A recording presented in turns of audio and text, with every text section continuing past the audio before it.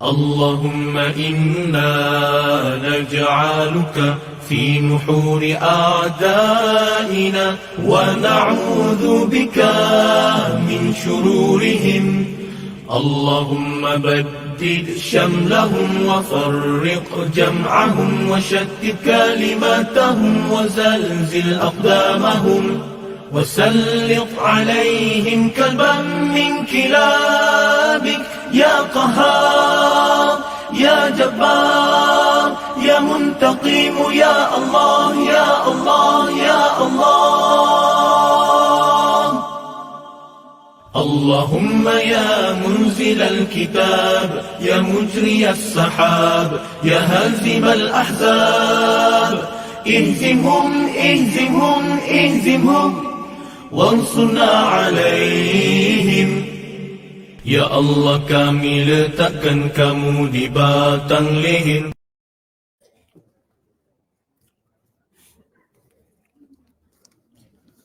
أعوذ بالله السميع العليم من الشيطان الرجيم. بسم الله الرحمن الرحيم. Muqaddimah surah Al-Mumtahanah.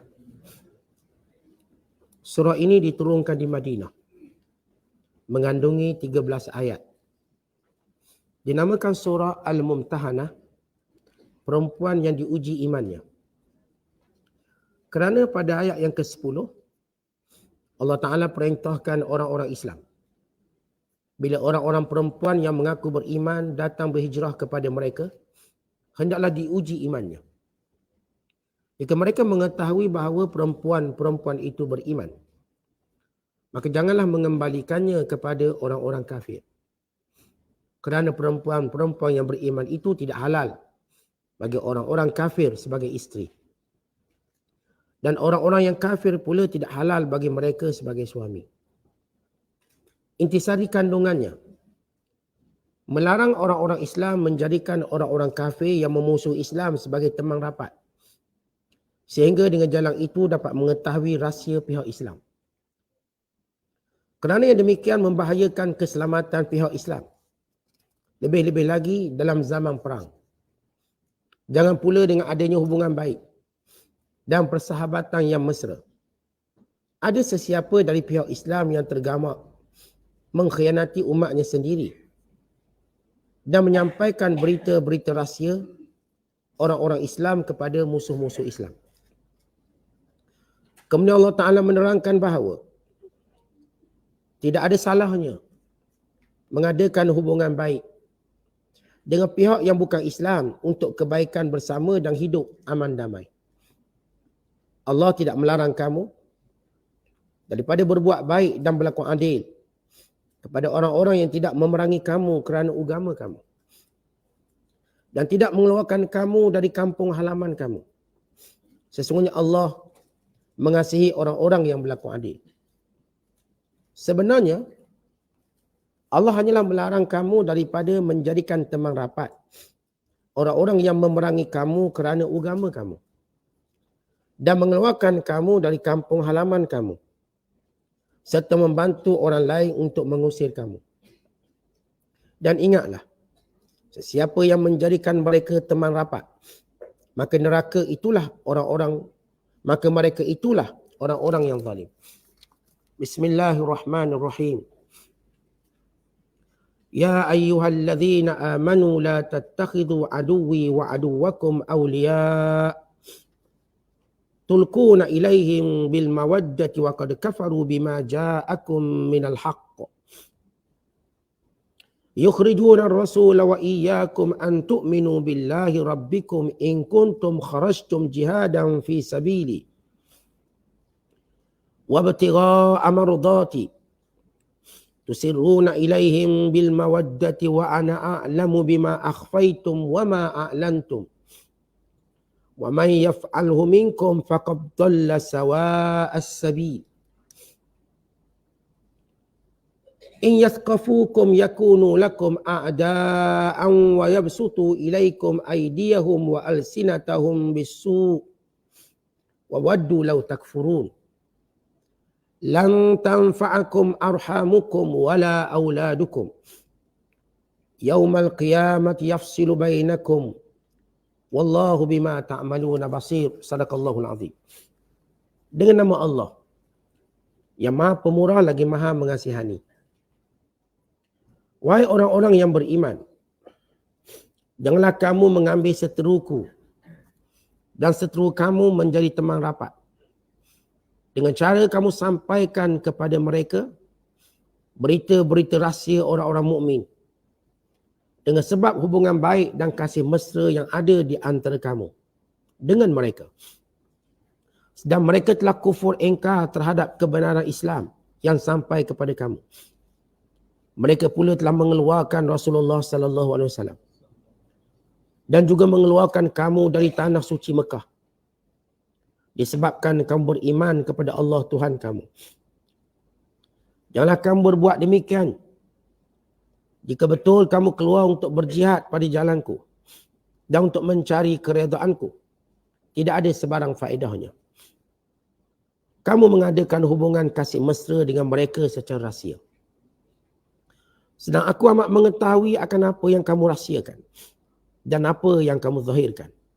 Dan ingatlah, sesiapa di antara kamu yang melakukan perkara yang demikian, maka sesungguhnya telah sesatlah ia dari jalan yang betul. Jika mereka dapat menguasai kamu, nescaya mereka akan menjadikan musuh yang membahayakan kamu. Dan mereka akan membebaskan tangan mereka dan lidah mereka terhadap kamu dengan kejahatan. Serta mereka suka kalaulah kamu menjadi kafir seperti mereka. Kaum kerabat kamu dan anak-anak kamu yang tidak menurut kamu beriman, tidak sekali-kali akan mendatangkan sebarang faedah kepada kamu pada hari kiamat. Allah akan memisahkan di antara kamu semua pada hari itu. Dan ingatlah, Allah Maha melihat segala apa yang kamu kerjakan. Kita berada dalam penafsiran surah baru pada malam ini. Itu surah yang ke-60. Dalam juzuk yang ke-28. Surah yang kita bacakan ini disebut sebagai surah Al-Mumtahanah. Namun sebahagian ulama menyatakan yang tepatnya ialah Mumtahinah. Merujuk kepada nama perempuan yang diuji imannya. Surah ini adalah surah Madaniyah, yang diturunkan selepas hijrah. Dan diturunkan selepas perjanjian Hudaybiyah. Selepas termeterai perjanjian Hudaybiyah, yang mengandungi beberapa bunut atau syarat. Antara syarat itu, mana-mana orang Mekah yang lari ke Madinah mesti dipulangkan. Mesti dipulangkan ke Mekah kembali. Maka wanita ini lari daripada Mekah, membawa imannya kepada Allah, menuju ke Madinah. Sebab dalam perjanjian mana-mana orang, yang dimaksudkan orang di sini adalah lelaki bukan perempuan. Maka Rasulullah sallallahu alaihi wasallam memutuskan bahawa wanita ini tidak terikat dengan perjanjian tersebut. Sebab perjanjian Hudaybiyah menyebut mana-mana yang lari daripada Mekah pergi ke mana dikembalikan. Dalam perjanjian orang Arab, bila mereka masuk mana-mana, mereka merujuk kepada lelaki dewasa. Tidak termasuk wanita dan kanak-kanak. Ini kebiasaan wanita tidak mungkin akan melakukan perjalanan yang jauh seorang diri. Jarak Mekah dengan Madinah 430 km. Yang perjalanan secara berterusan paling kurang 3 hari. Paling kurang 2 atau 3 hari. Berterusan. Yang Rasulullah berjalan hijrah lebih kurang 12 hari. Kalau jalan straight, naik kuda laju, paling kurang 2 hingga 3 hari perjalanan dia. Maka tidak mungkin kanak-kanak akan berjalan sendiri. Atau wanita. Tiba-tiba seorang wanita yang beriman, yang bernama Ummul Kalsum bin Uqbah radhiyallahu ta'ala anha, membawa imannya yang kental, meninggalkan kota Mekah bagi mencari kedamaian dalam agama dan keselamatan. Maka dia pun lari ke Madinah. Maka Allah memerintahkan orang beriman supaya menguji iman wanita ini. Sebab itu disebut mumtahanah, diuji. Apakah lari dia sebab nak kahwin dengan lelaki-lelaki mana-mana kat Madinah ni? Ataupun dia memang lari demi menjaga agama dia. Kalau lari demi menjaga agama, maka dijaga, dipelihara. Maka sebab itu disebut wanita ini perlu diuji. Disebut mumtahanah atau mumtahinah. Yang kedua-duanya betul sebagaimana kita baca surah Mujadalah dengan Mujadilah. Cuma sebagai ulama kata istilah atau perkataan mumtahinah itu lebih tepat. Memberi maksud mukhtabarah ataupun mukhtabirah. Wanita yang teruji. Yang bernama Ummi Kalsum radhiyallahu ta'ala anha. Yang akhirnya beliau berkahwin dengan Zaid bin Harisah.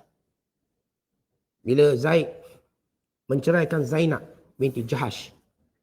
Kemudian dia berkahwin dengan Ummi Kalsum. Lalu Zaid gugur syahid di medan Mu'tah. Maka Ummi Kalsum sesudah itu berkahwin dengan Zubair bin Awwam. Dan memperoleh seorang anak yang bernama Zainab. Kemudian cerai. Maka Ummi Kalsum sesudah itu berkahwin dengan Abdul Rahman bin Auf. Dan dapat anak bernama Ibrahim, Hamid dan Ismail. Kemudian dia berkahwin pula dengan Amru bin Al-As. Sehinggalah beliau wafat pada zaman ataupun pada pemerintahan Sayyidina Ali radhiyallahu ta'ala anhu pada tahun 40 Hijriah. 40 Hijriah, barulah dia wafat. Dan suami terakhir dia ialah Amru bin Al-As. Ini Ummi Kalsum bin Utbah radhiyallahu ta'ala anha yang dimaksudkan dalam surah ini. Mumtahanah. Wanita yang kental yang diuji keimanannya dan terbukti keimanannya sehingga dia boleh melalui jarak yang begitu jauh demi menyelamatkan agama. Kita nak pergi kuliah dekat rumah pun payah. Macam mana nak jadi mumtahanah? Ni jarak ni jauh ni. 400 km. Seorang wanita berjalan siang malam tanpa takut melainkan Allah demi selamatkan agama.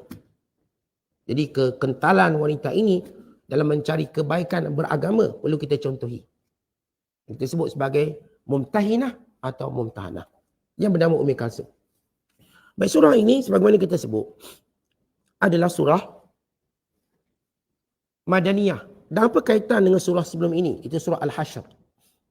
Kalau dalam surah Al-Hashr berkait dengan perjanjian orang Islam dengan Yahudi dan munafikin. Ternyata Yahudi melanggar perjanjian. Demikian juga munafikin menjadi musuh dalam selimut, membantu golongan Yahudi. Manakala surah Mumtahanah pula berkait dengan perjanjian orang Islam dengan musyrikin. Saya dah sebut tadi surah ini turun selepas perjanjian Hudaibiyah. Telah termeterai perjanjian Hudaibiyah pada tahun ke-6 Hijrah pada bulan Zulkaidah. Dalam perjanjian tersebut bahawa gencatan senjata selama 10 tahun. Disebut dalam bahasa Arab sebagai hudnah. Yang ini yang masyarakat antarabangsa minta berlaku di Palestin. Hudnah. Yang bermaksud ceasefire. Ataupun gencatan senjata. Berhenti perang. Di mana berhenti perang dalam tempoh 10 tahun. Asyarus ini. Orang musyrik Mekah jangan kacau Islam 10 tahun. Dan orang Islam tak akan kacau mereka. Dan mana-mana kabilah boleh bebas mengikat perjanjian dengan mana-mana kelompok. Yang kabilah ni nak baik dengan Rasulullah boleh. Kabilah ni nak baik dengan musyrik Mekah boleh. Jangan dikacau. Jangan diugut. Sebagaimana dalam perjanjian tersebut. Bahawa orang Islam kena pulang ke Mekah tak boleh buat umrah lagi tahun ni. Tahun depan baru boleh buat. Yang tahun ke-7. Dan isi perjanjian tersebut ialah yang kita sebut tadi. Mana-mana lelaki yang lari dari Mekah, dipulangkan balik ke Mekah. Yang lari ke Madinah. Maka perempuan ini tidak termasuk. Jadi ketika mana kita melakukan muahadah, perjanjian dipanggil muahadah, perjanjian atau hudnah, maka perlu dilihat mana secara taktikalnya yang akan menjaga agama. Perjanjian memang dia akan draft secara umum begitu. Tapi pendetailan itu perlu dipahami. Artinya yang buat perjanjian ni kena bijaksana. Contoh kalau buat perjanjian gencatan senjata bukan pakat letak macam tu je. Dia orang akan fikir semua benda. Asal Islam dalam Islam, hudnah ini tidak dibenarkan melainkan dalam beberapa keadaan. Iaitu ketika mana orang Islam tidak kuat. Maka orang Islam dibenarkan berhudnah. Gencatan senjata. Yang kedua, ketika mana umat Islam nak susun balik strategi. Untuk menguatkan. Untuk menunjukkan umat Islam ini tak takut mati. Kita tak ada ceasefire pun tak apa. Boleh. Tapi untuk dua sebab ini. Pertama dalam keadaan kita lemah. Musuh kuat, gabungannya besar. Yang kedua dalam keadaan kita nak susun strategi. Maka dia buat hudnah. Itu prasyarat dalam hudnah gencatan senjata dalam Islam. Dia buat. Yang lain-lain bergantung kepada pemerintah. Kalau musuh minta gencatan senjata, minta dihentikan perang, maka bergantung pada situasi. Maka kalau sekiranya dalam surah Al-Hash merujuk pada perjanjian orang Islam dengan munafikin dan juga orang Yahudi. Munafikin sebab dia juga ahli Madinah. Yahudi dia juga penduduk Madinah. Kedua-dua ini membelakangi perjanjian. Manakala surah ini perjanjian orang Islam dengan musyrikin. Ternyata musyrikin Mekah juga melanggar perjanjian ini. Kemudian yang kedua, kalau kita lihat di dalam surah Al-Hash, Allah Ta'ala memerintahkan orang beriman supaya mengukuhkan persaudaraan sesama mereka. Mengukuhkan. Dan jangan menjadikan orang kafir sebagai teman mereka. Maka dalam surah ini, Allah Ta'ala menguatkan lagi gesaan dan perintah. Supaya tidak menjadikan orang kafir sebagai teman. Khususnya, pertama, ketika perang. Yang kedua, ketika tercium bau permusuhan mereka. Adapun kalau orang kafir tidak mendatangkan mudarat kepada orang Islam.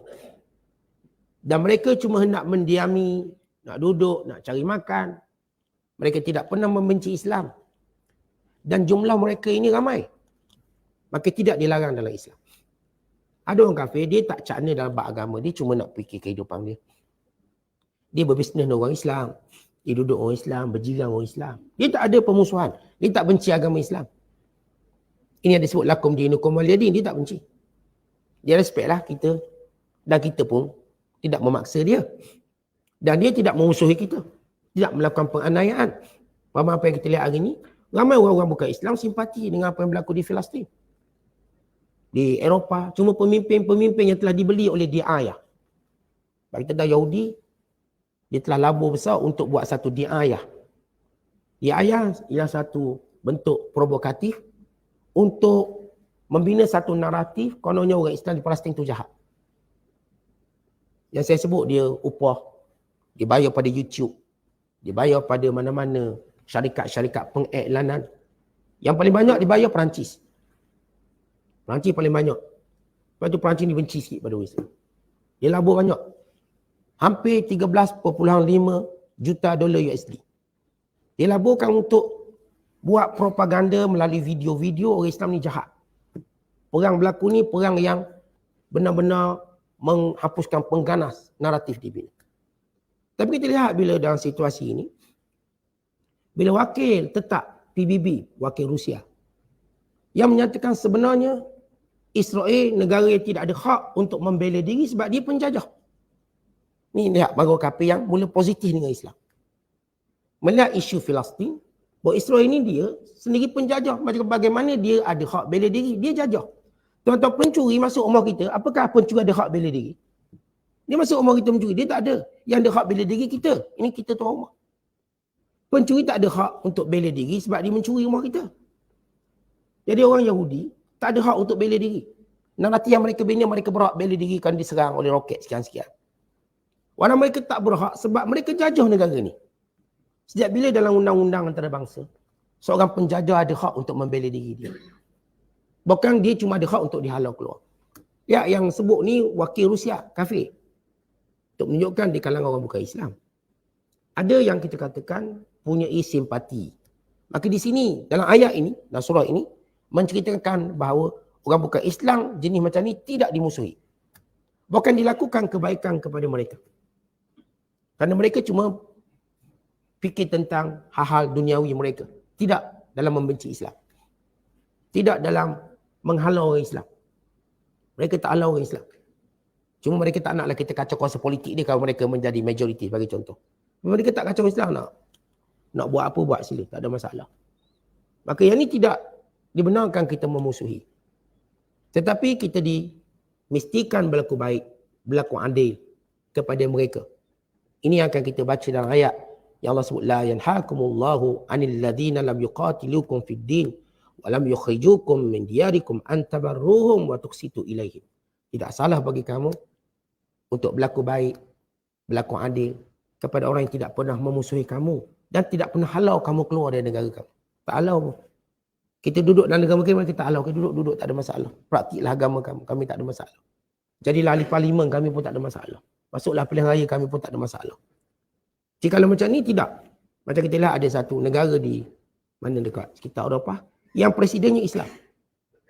Presiden bernama Yusuf Hamzah, Islam. Negara itu negara bukan Islam. Presiden dia Islam. Dan satu negara di Amerika Selatan yang running presidennya juga Islam, keluarganya Islam. Dan mendapat sokongan rakyat. Untuk menunjukkan bahawa mereka diterima tak ada masalah. Apatah lagi mereka terkena dengan tidak terlibat dengan korupsi-korupsi. Sebagaimana pemimpin sebelum ini. Kalau kita lihat kandungan surah ini, oleh kerana dia surah Madaniyah, maka pasti dia akan menjelaskan hukum tasyri'iyah, hukum akam. Maka di sini hukum berkait dengan bagaimana membina perjanjian dengan orang kafir. Allah ajar kita cara nak berjanji dengan orang kafir. Boleh tak kita buat perjanjian dengan orang kafir? Boleh. Bagaimana terma-terma dia, syarat-syarat dia. Dan surah ini juga menceritakan tentang kewajiban memelihara orang-orang beriman yang berhijrah. Orang-orang yang beriman yang berhijrah, yang ingin menyelamatkan agama. Sepakat ulama, mana-mana orang Islam yang terancam agamanya, yang terancam akidahnya, maka wajib negara Islam yang terdekat untuk memelihara dan menjaga. Sejarah dah tunjuk, bila kisah Mu'tasim yang terkenal. Bila seorang wanita yang dipersendakan agamanya dan dihina dalam pasar Rom. Lalu wanita ini memanggil, wah Mu'tasimah, wahai Khalifah Mu'tasim, tolong aku. Lalu Mu'tasim mendapat berita tadi.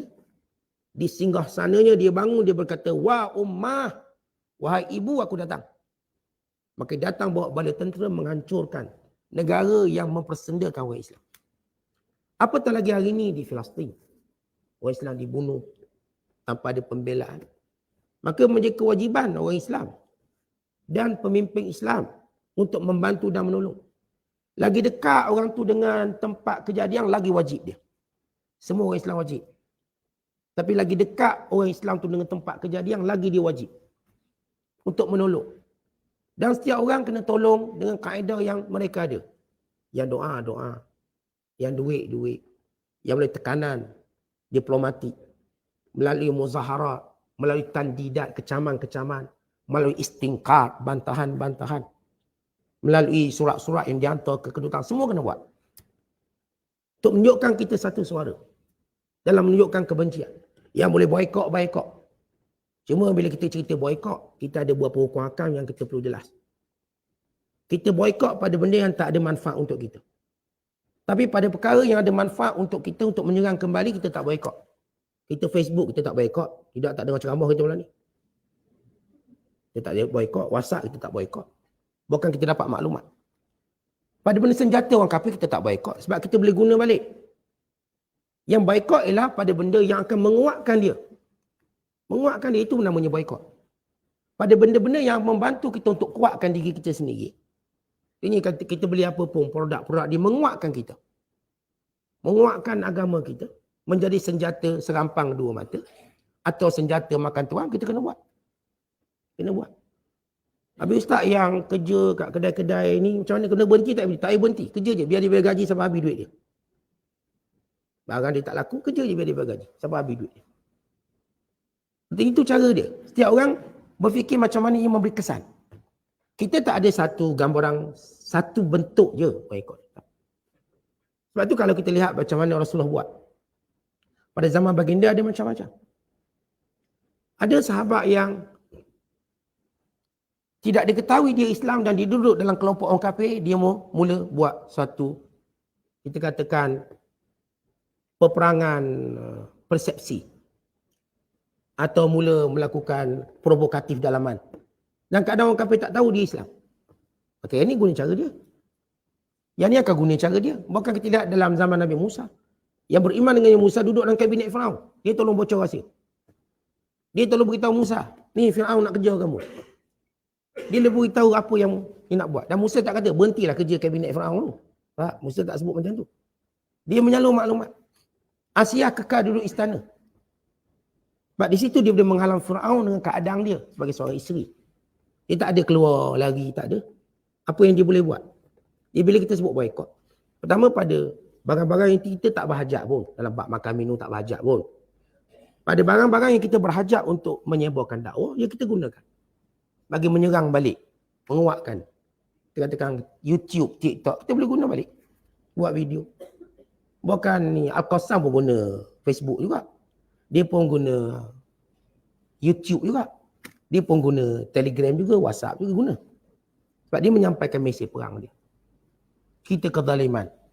Yang buat live tunjuk kezaliman di tempat-tempat yang mereka bom. Sehingga dunia pun tahu.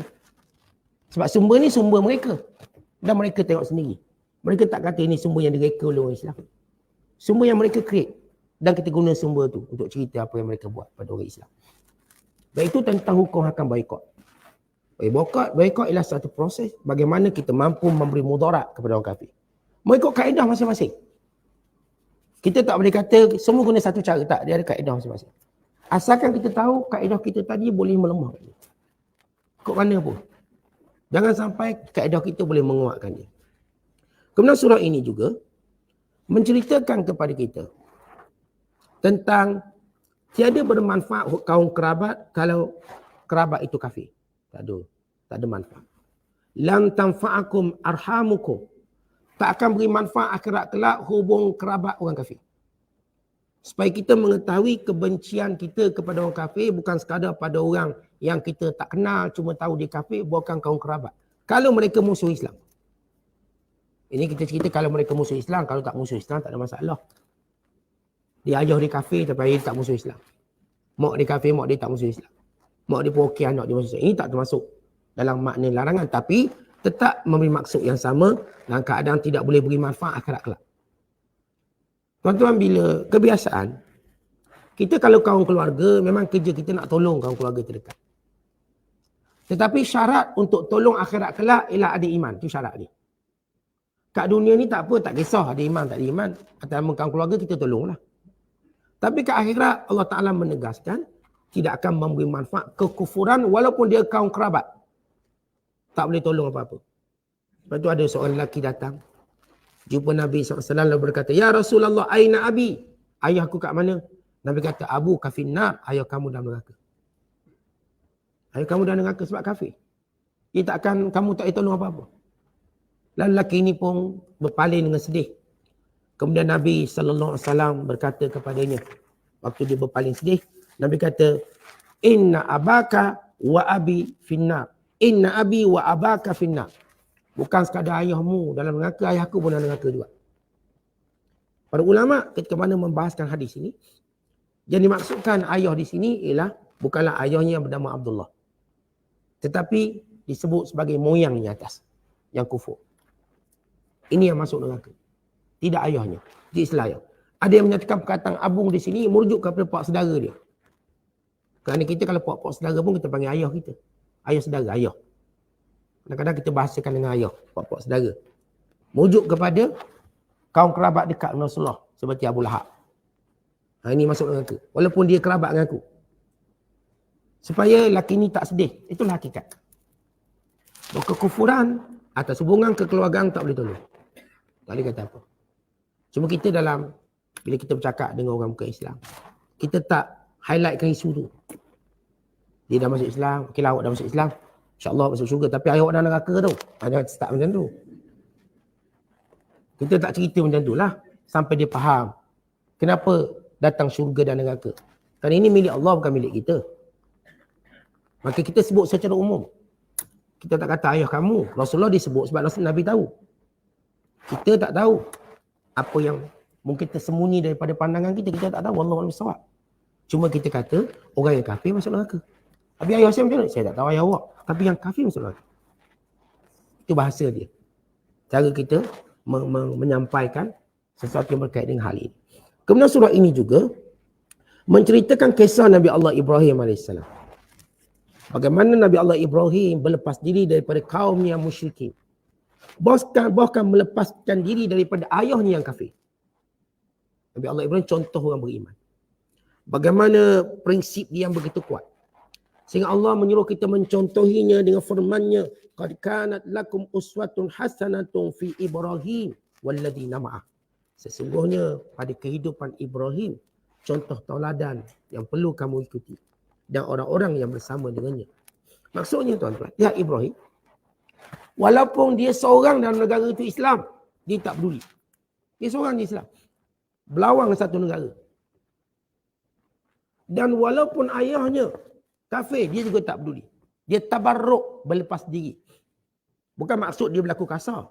Tuan-tuan kena faham. Kita tak diajar berlaku kasar, melainkan kita nak balas kejahatan. Tabarruk di sini maksudnya kita berprinsip dalam menyebut pendirian kita. Ibrahim tunjuk prinsip, tidak menyembah berhala.